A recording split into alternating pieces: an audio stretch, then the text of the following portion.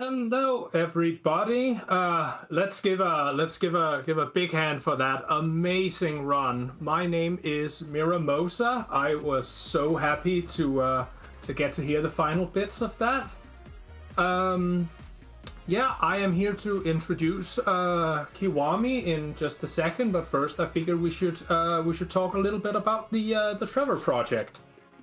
The Trevor Project is the world's largest suicide prevention and crisis intervention organization for LGBTQ, lesbian, gay, bisexual, transgender, queer, and questioning young people. The organization works to save young lives by providing support through free and confidential suicide prevention and crisis intervention programs on platforms where young people spend their time. Their 24/7 phone lifeline, chat, text, and soon-to-come integrations with social media platforms. They also run Trevor Space, the world's largest safe space for a social networking site for LGBTQ youth, and operate innovative education, research, and advocacy programs. And we are, of course, very happy to support them on this very fine Sunday morning. And I think with that, we are just about ready. So we are ready to introduce Kiwami. They are also God damn it! I'm sorry. A good, very good Metaloid runner here to show us how it's done. Hello, Kiwami. How are you doing?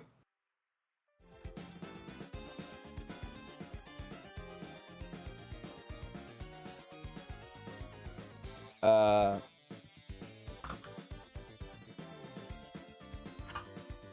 Wait, I think something happened.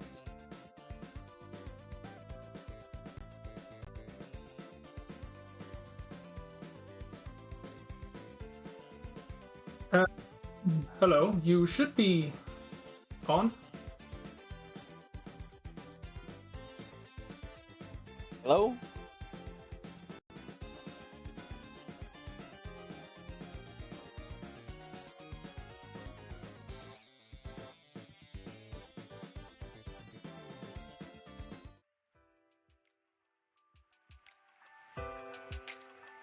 Okay, we seem to be having just a few technical issues. We're very sorry about this, but please enjoy the music and we will be right back.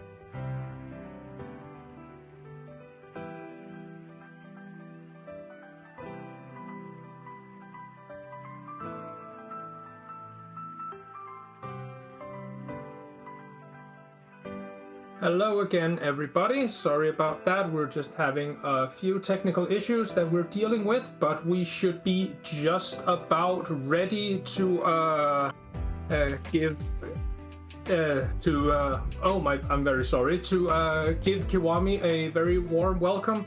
They play Mega Man games normally, and they are here to show us how Metaloid is done. Hello, Kiwami. How are you doing?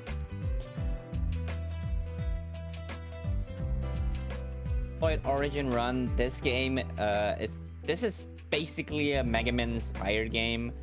So there is a lot of elements that come from Mega Man games, but I would also say that there is some inspiration from other games too, like Sonic games, maybe a little bit of Metroid with like some of the level explorations, because some levels are not necessarily linear. We have like alternative paths that we can take to get items, so it's definitely an interesting game. That's very cool. Yeah, I very much look forward to seeing it.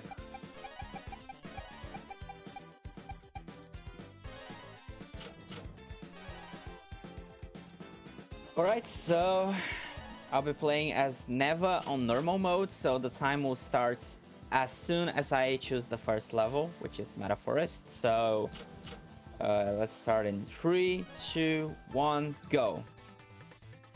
So first things first, this is the tutorial level. There isn't a lot of stuff going on with this level, other than the game kind of teaching us the mechanics of it. Like, there's some boxes, the boxes have physics, and we can dash in this game. The dash in this game, however, is a little bit different from like an average Mega Man game. If you're like used to like how Mega Man X dash works, in this game you kind of just have to press the button once, and then you hold the bottom and you get all the speed.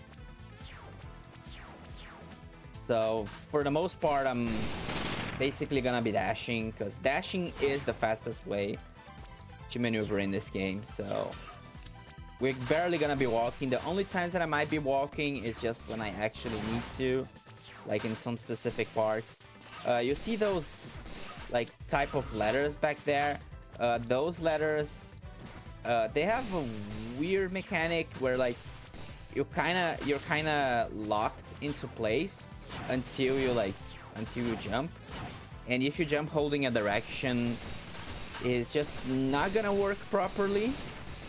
So every time that I climb a ladder, I am basically like I'm gonna be jumping and releasing the direction that I'm facing, basically. Like, it's not even like it's basically intended, actually. You have to do that. Okay, we have the first boss. Aeon is a pretty easy boss. He's just here to kind of teach us what a boss is, I guess. It has a little bit of RNG. We don't want him to jump like that.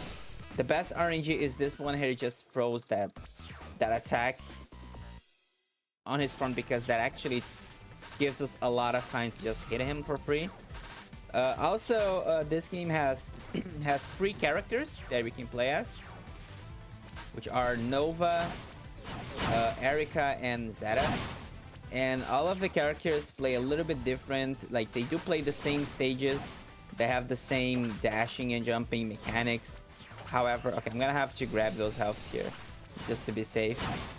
Really easy to die with a couple damage boosts that I can do in the next section. But essentially, Neva is, as far as I'm aware, she's the fastest character in the game, because she can actually get she has a really good selection of unique upgrades. There's actually 2 types of upgrades in this game.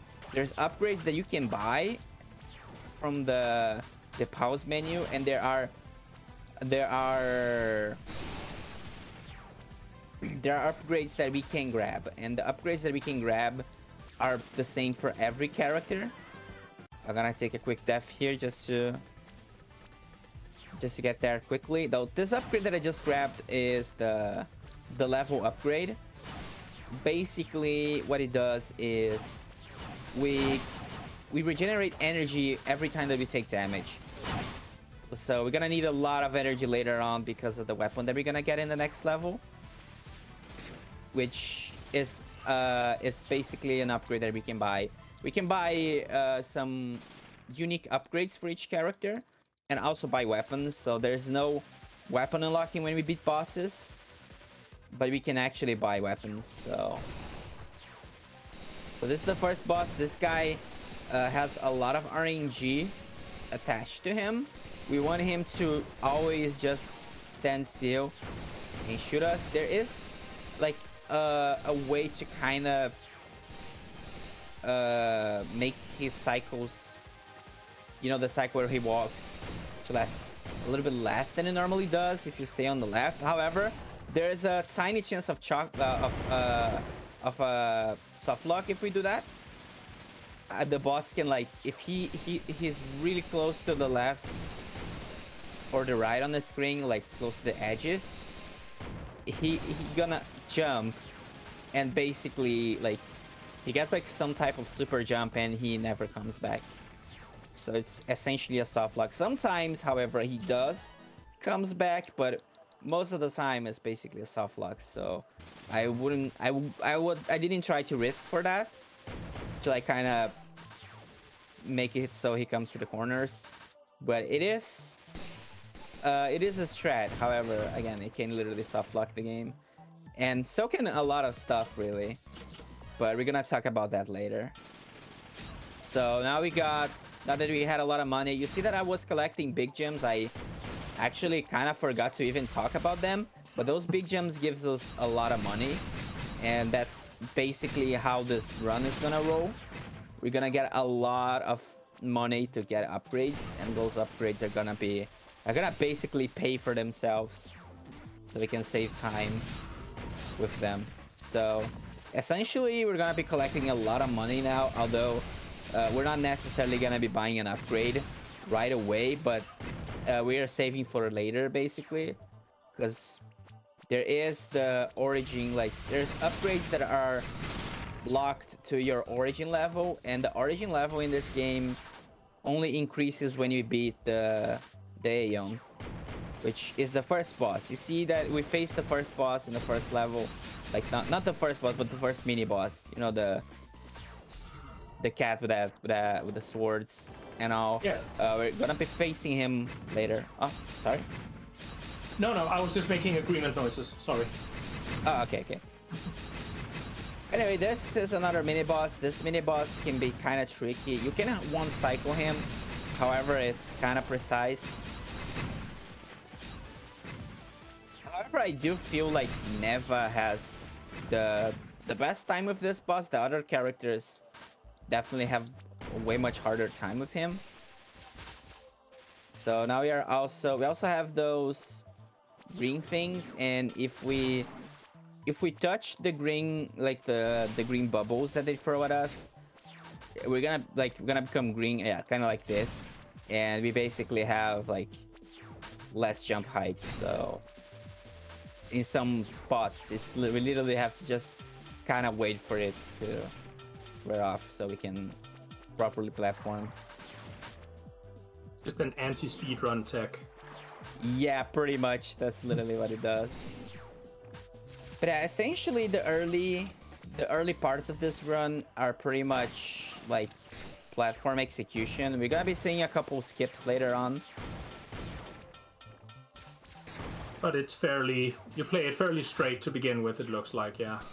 Yeah, basically, like it's kind of like pretty much like a glitchless run. Okay. Oh, I got a huge energy drop there. That was pretty good. Also, energy drops. Although we do have the upgrade that makes it so we get energy when we take damage. Having like energy drops is also pretty useful, because that means we can use our weapons a little bit more throughout the stage. Because again, we're gonna make sure that we save all of the weapon energy for the boss. And sometimes it ended up not being possible. So I have this boss right here. We want to kill him pretty quick. We can actually kill him pretty quickly. However, I actually gonna be waiting for his second phase here, because there's some very weird thing that can happen. You can actually soft lock the game if you kill him before he gets out of the mech, because as you can see, this boss is actually just a very small robot riding a giant armor, basically, which I think it's a funny concept, to be honest. And if we kill him before he goes to the second phase, the game literally crashes, because actually in the game code, the game is not actually programmed to like deal with it. You're kind of supposed to kill him on the second phase. I mean, if you don't, the game just kind of crashes because it doesn't know what to do. Too good for the game. Yeah, gonna try to set up for a zip here. This zip can actually soft lock the game if I go too high. The zips in this game are kind of weird. I don't exactly know how they work, but basically, if you stay inside a wall and jump, you're basically gonna get a lot of height, and this is gonna be useful in a couple stages. And this is a thing with the boxes in this game. Also, the slopes can do that sometimes. Also, as you can see, the hitbox for the boxes are definitely not generous at all. Okay, it's getting a little bit tight. Okay, I'm gonna try to set up for another zip here. Kind of not necessarily a zip, but mostly a clip, but we kind of do the same thing. We use the boxes to just go inside the floor, and that actually saves about 15 seconds because we don't have to go all the way to the left there. Although I think it saves more time if you get it first try, but it's still good to show off. Okay, that should be a good cycle. I think I have a good amount of energy here, so I can actually kill those enemies and be a little bit safe. Also, we even got an interesting upgrade, which is the healing upgrade. Healing in this game, however, does cost money, so we don't want to use the healing that much in the run. Also, I have this mini boss here, which is like a huge source of RNG. This guy can literally spend the whole game not opening his eye. Again, this is another one of those tiny robots riding another bigger mech. And okay, that should be. It's a little bit better if we kill the rider first, because it does a lot of damage, and it also makes it so we only have 2 patterns that we have to deal with. Either the robot moves or open his eyes. But again, even with that, the RNG can still just say no to us, and we cannot hit the robot at all.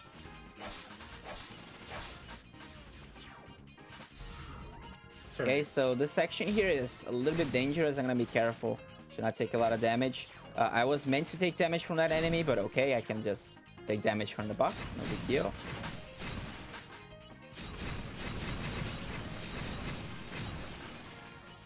So here what I like to do, I kind of like to do that kind of multitasking of just killing that enemy while I'm actually just killing while I'm also lighting those,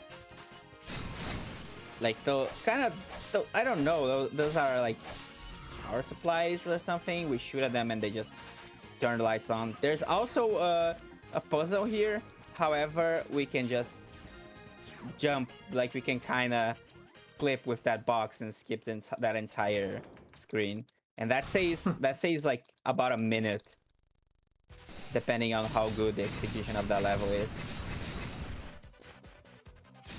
Okay, I have this boss here. This boss is a boss that we don't want to get shoot by him, because his shots actually, like, it basically drains all of our energy.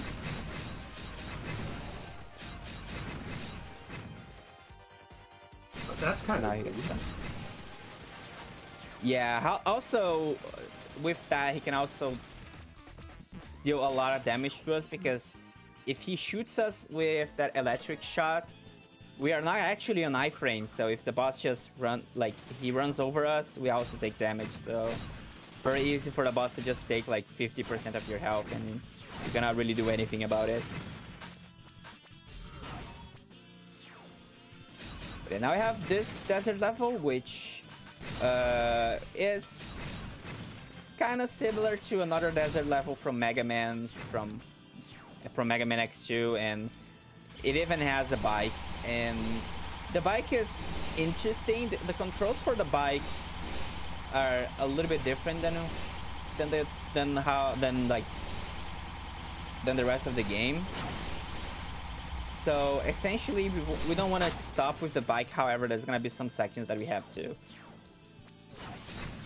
Loving the bike though. It's very fun.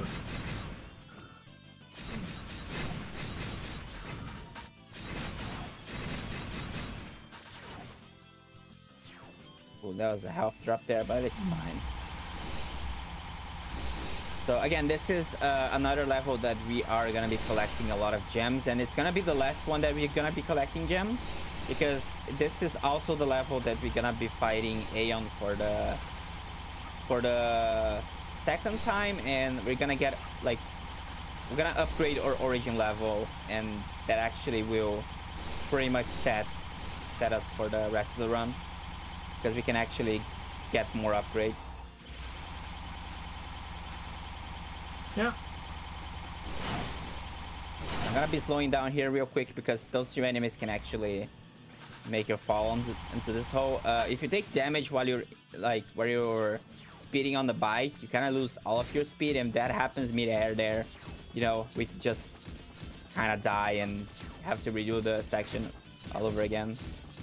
So I have a little bit of damage boost here. Also didn't talk about the upgrade that we got in the previous level, which is the iframes upgrade, and it's pretty much vital for the run that we grab that upgrade. That upgrade is super important because we have more iframes, and the natural amount of iframes that we have in this game is not that helpful. But with this upgrade, it just the game just gets way much better when it comes to damage boosting. I would say that this stage is definitely a good example. Gonna have to heal myself here real quick. Actually, yeah, I'm just gonna heal myself for safety. There's an upgrade in this level as well, but we don't get it because it's actually useless in the run, which is the kind of like an upgrade that reduces the amount of money that we have to pay if we die. Yes, that's the thing in this game. If you die, you actually have to... You literally have to spend money to revive, kind of like a credit system. But when you die, you can actually respawn on the start of the current screen that you died. So I think it's an interesting punishment. There's not actually a life system in this game, so technically you can die like multiple times in the level and still not have to like redo it like from the start. But I somehow managed to trigger the platform. That can also happen. That platform has like a very generous hitbox, so sometimes you're not even touching it and just kind of flies. Yeah, the damage boost in this guy is kind of weird because you kind of have to turn around and then kind of have to turn left and then turn right in like a couple of seconds after, so it's not very intuitive. Okay, so now we are going for a little bit of a detour here. We're gonna be facing Aeon again. This Aeon fight can either finish in like 10 seconds or it can take forever because sometimes he just likes to stand still and not do anything. Also, he also has that thing that he kind of jumps a lot. And again, the pattern that we want is the one that he doesn't jump or fly. Unfortunately, he did all of them. So now we're gonna be getting Hover and the Shredder Shield. And those two particular upgrades are what actually makes Neva the fastest character in the game. We can basically hover by pressing A after a jump, and that's gonna save us a lot of time later on. So let's see if I get a good RNG on this guy. Please on the left. Okay, there you go. Also, this shield, as you can see, we're not necessarily using this as a shield, but it deals a lot of damage. Also, it kind of doesn't really care too much about iframes at all, so the shield is the strongest weapon in the game that we can have. So for now, I would say that we are pretty much set with this run. We don't really need to get any more upgrades. Since we're doing 80%, we basically only gonna have to collect like what is fast. And that's also a thing in this game. You can beat the game without any upgrades. Like, nothing stops you from doing so. Other than, of course, some of the bosses. And yeah. But still, it's doable. I don't think there's an achievement for it in the game, though.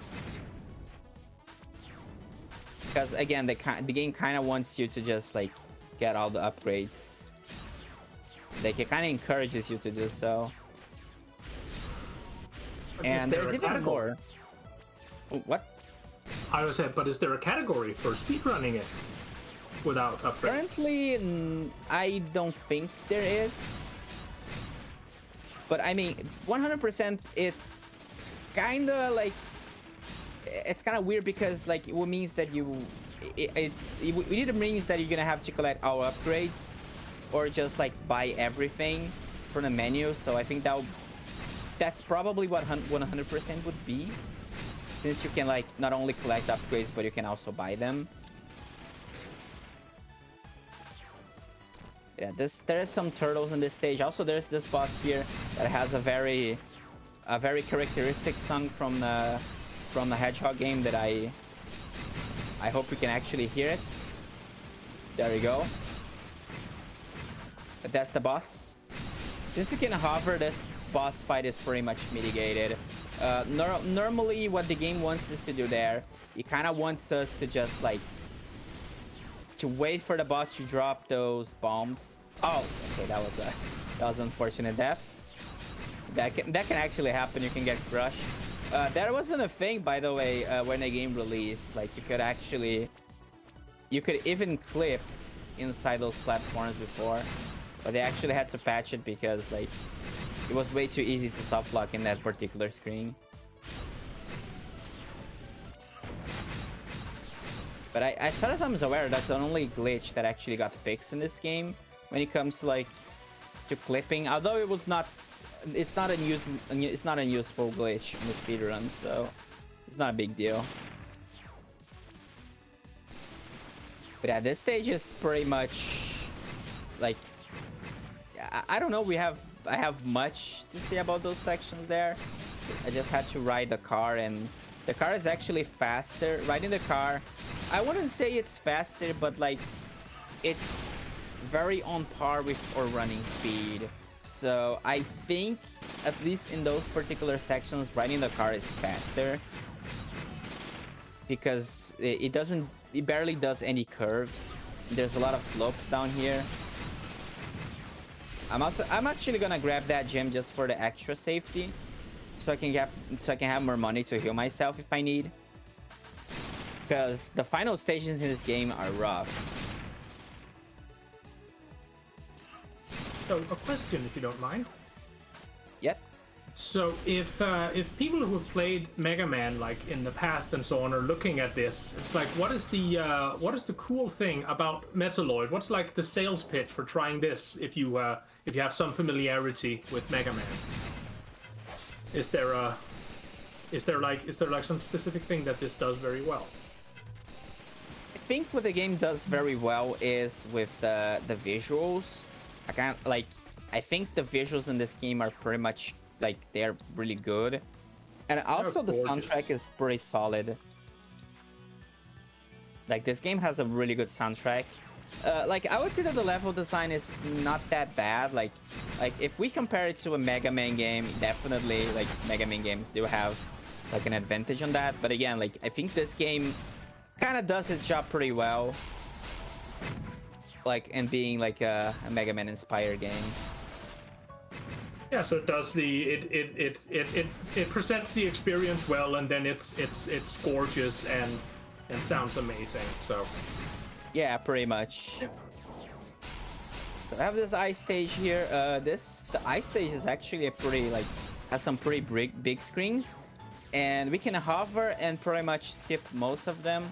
So this is, I would say that this is actually the stage where having the hover actually saves a lot of time, because we don't have to wait for some specific steps to happen.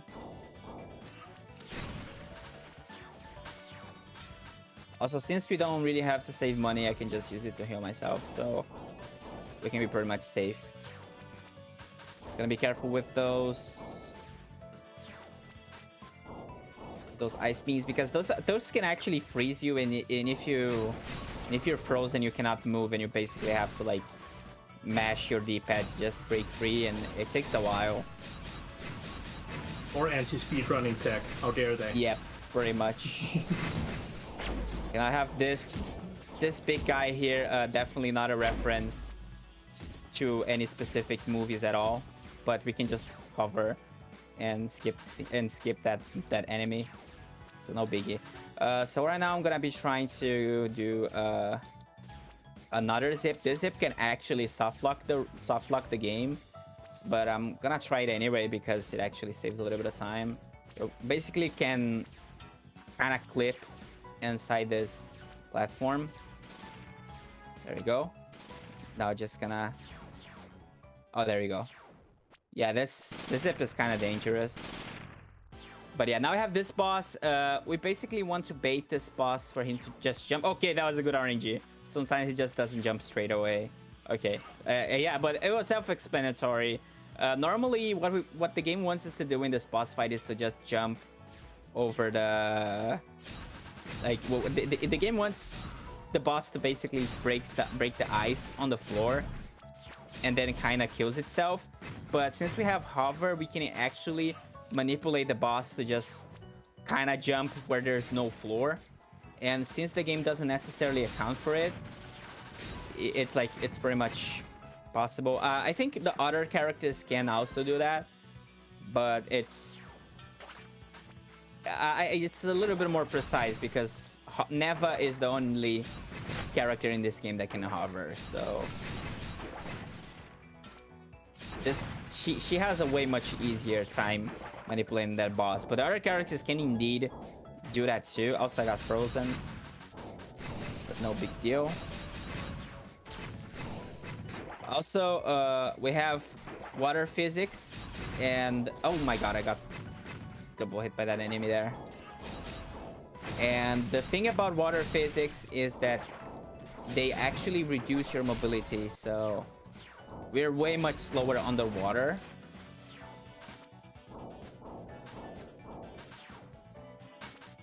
Also, I have to wait for this. Plus, every enemy in this level can kind of give you some type of weird debuff, like that blue frozen state, which again also kind of similar to when your character is green, you're actually a little bit slower and has less jump overall. There's some damage boost that we can do here, but sometimes it doesn't happen. Oh my god, okay, I did got the damage boost, but I couldn't keep moving forward there. That's a thing with those ice things. You cannot, like, it's weird because if you're already inside their hitboxes, they are not gonna care about your iframes at all. So even if you do get the damage boost, we kind of need to not be inside your hitboxes. It's kind of weird. Also, we don't have a lot of energy. Actually, I have no energy at all, but it's not a big deal because this boss is gonna get killed by the shield anyway, so hopefully if he gives us a good RNG.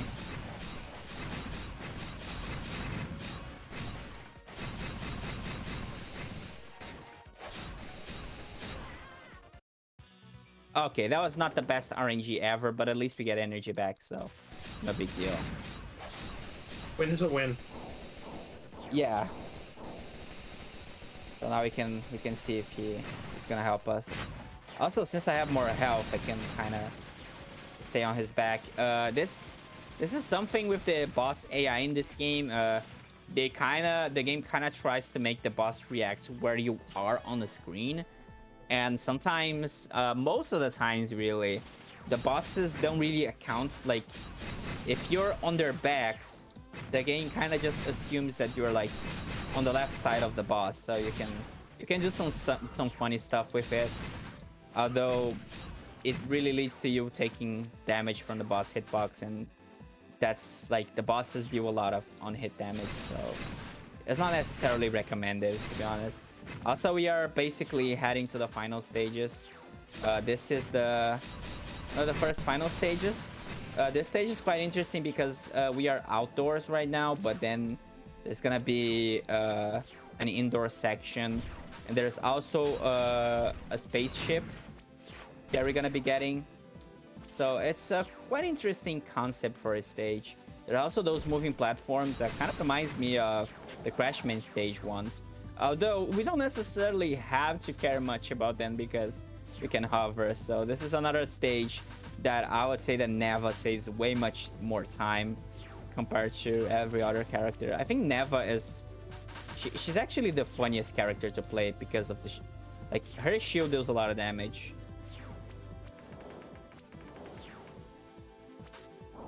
Yeah, this section here, we're also gonna be skipping a lot of stuff. Again, we don't really have to deal with going left, we're going right there. We can just hover. But yeah, this is a huge platforming level. At least for the other characters. Oh, I didn't got enough height. Okay. Fine. Just gonna do it again. Yeah, this has some interesting gimmicks. So also, this is the last time that you're gonna be facing Aeon.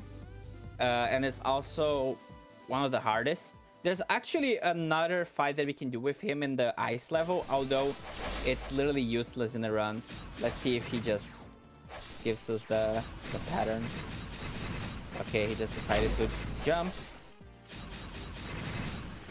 Also, interesting thing about the shield is that the shield actually counts as a projectile.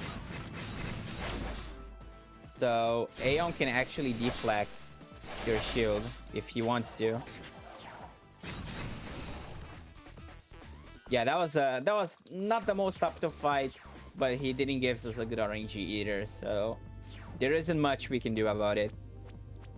Like, that's kind of what the boss fights in this game are about. It's basically like execution, adapting to the boss RNG, or sometimes you just sit down and think, oh my god, he did that attack. Yeah, I'm losing time, basically.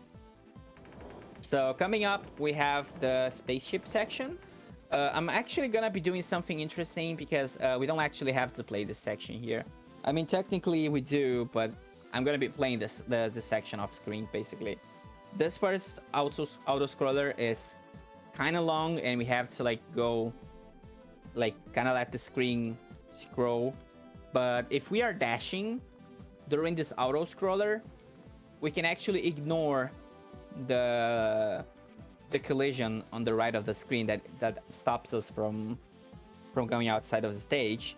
And I'm basically maneuvering the level off screen, which is not that hard, really. Like, this level is pretty straightforward. I'm very close to the end, I think. You can also die doing this somehow, but yeah, that was the first auto scroller.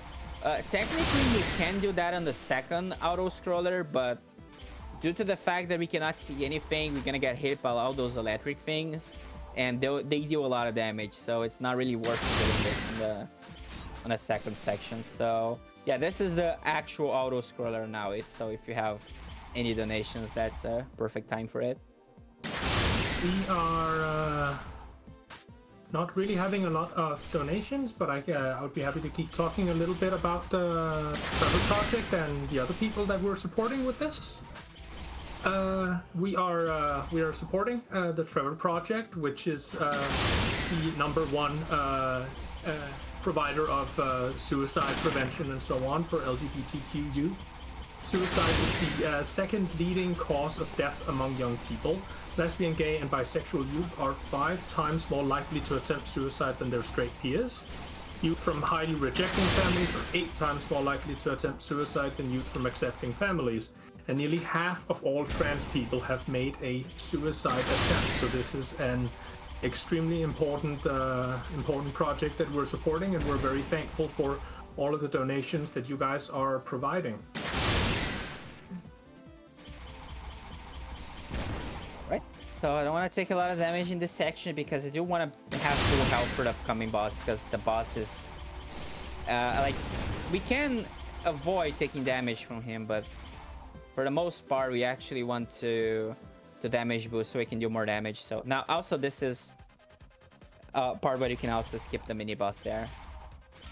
Okay, so also this is the only part of the spaceship section where we can turn around. So yeah, this is the boss. This laser deals a lot of damage if we hit it. So want to be careful with that. The best way to damage this boss really is by using the missiles on him. Also, when he has less than 50% of his health, it's gonna go to the middle of the screen, and that's actually pretty good for us because he's basically an easy target on the middle. So there we go. We are now on the last actual platforming stage, I would say. Like, there's still the final boss, but the final boss is basically just a big straight line where we just have to walk, and then there's a final boss. So I would say that this is the last platforming level in the game. So essentially, this section we are in space, and then we're gonna be infiltrating the spaceship. So there's 2 sections in this level, one outdoor section and one indoor section, which is something that I really like about this game, is how the game kind of like, the progression of the levels feel pretty cool, because you're not necessarily just like outside on the, like, even in Meta Forest, like, you're not necessarily just outside in the forest. There's some other stuff too. Okay, now I have the crab. This boss, oh, this boss is basically an RNG machine. And yeah, that was a bad pattern. We want him to just walk. So there's an interesting thing about this boss is that if he just never tries to run into us. It's kind of programmed to like kind of run away from us. So we take advantage of that if we don't get a good pattern on the first cycle. Also, this is the level where we don't really have to worry about energy or anything. There's no real boss at the end of the level. There's also a skip, but honestly, I would let the skip talks for itself in this level because it's actually pretty interesting. We have the robot here. We don't get to use the hub robot though. We're gonna be using the robot later, but not now because it's actually slower. The robot has like a little bit of a slower walking speed compared to the player, so it's not really worth to grab it, at least not in that section. But you guys are gonna be seeing some really interesting stuff that is done with the robot. Couple damage boosts here just to not have to deal with those sections. Oh, okay, that was a good cycle, but I kind of lost it. It's fine.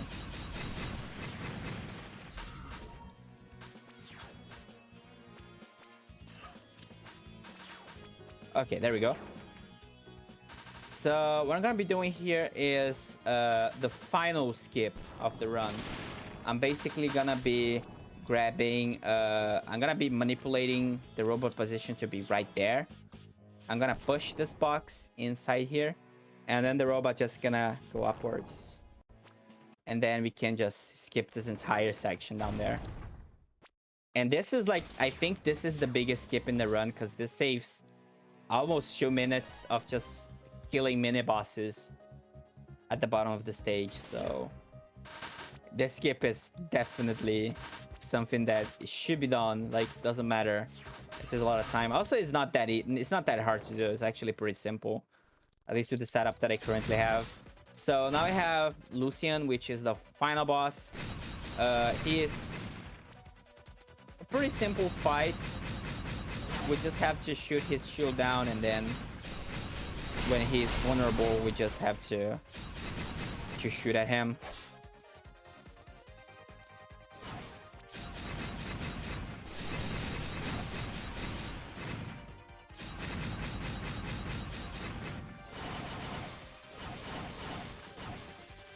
Oh, I ran out of energy. Okay.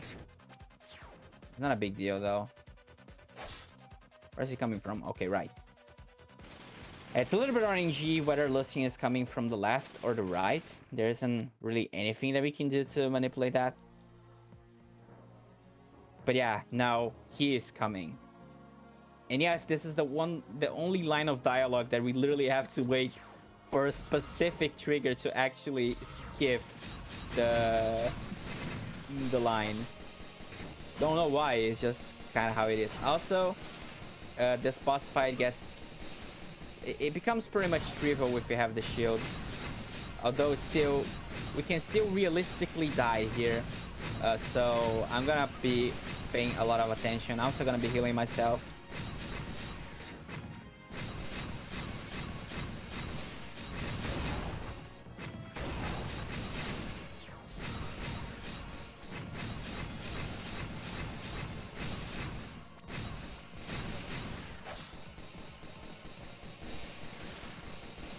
There we go. The shield is pretty strong, like, as you can see. I would say that even if the shield didn't work with the normal bosses, I would, like, it would still be a thing for the final boss.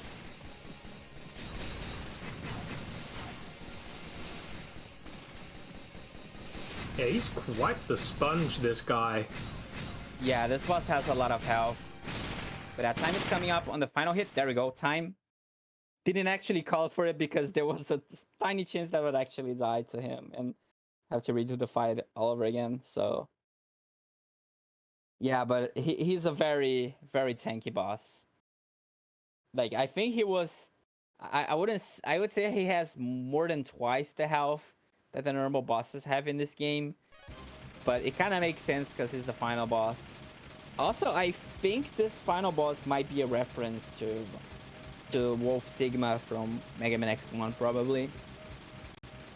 Again, this game has a lot of references, but yeah, that was the end for Metaloid Origin.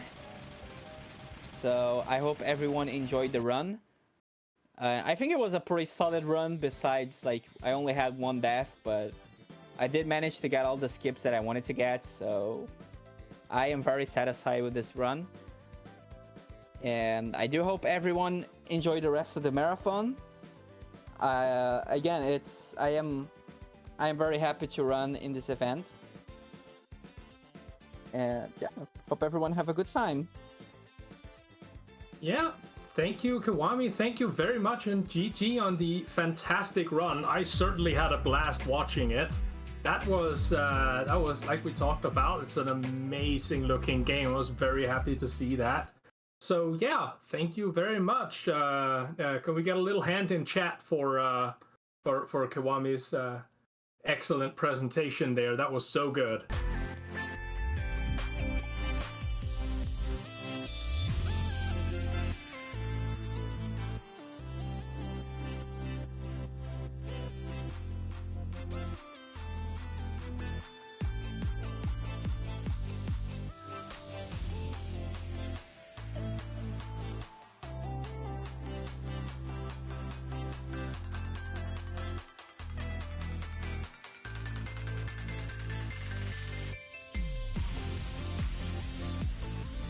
Yeah, I hope you're all having a great time on this lovely Sunday morning.